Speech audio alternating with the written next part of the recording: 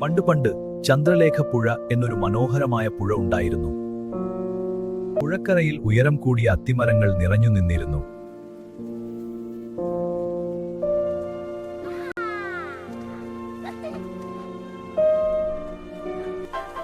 ഈ അത്തിപ്പഴം എത്ര മധുരമാണ്. അതേ കുരങ്ങച്ച, നമുക്ക് ഈ മരത്തിൽ ജീവിക്കുന്നത് എത്ര സന്തോഷം.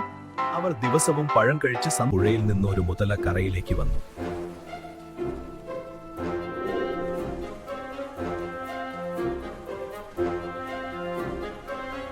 സുഹൃത്തേ, എനിക്ക് വളരെ വിശക്കുന്നു. നന്ദി എന്റെ സുഹൃത്തുക്കളെ. അങ്ങനെ മുതല ദിവസവും വരാൻ തുടങ്ങി. അവർ നല്ല സുഹൃത്തുക്കളായി. തീരാക്കില്ല, ഇതാ കുറച്ച് അത്തിപ്പഴം.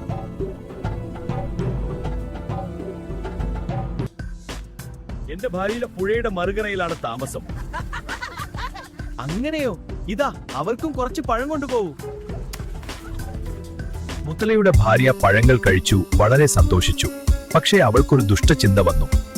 ഈ കുരങ്ങൻ ഇത്ര മധുരമുള്ള പഴം മാത്രം കഴിക്കുമ്പോൾ അവന്റെ ഹൃദയം എത്ര മധുരമായിരിക്കുമല്ലോ. അവനെ വീട്ടിലേക്ക് വിളിക്കൂ. സുഹൃത്തെ, എന്റെ വീട്ടിലേക്ക് വരാമോ? അത് വലിയ സന്തോഷം, ഞാൻ വരാം.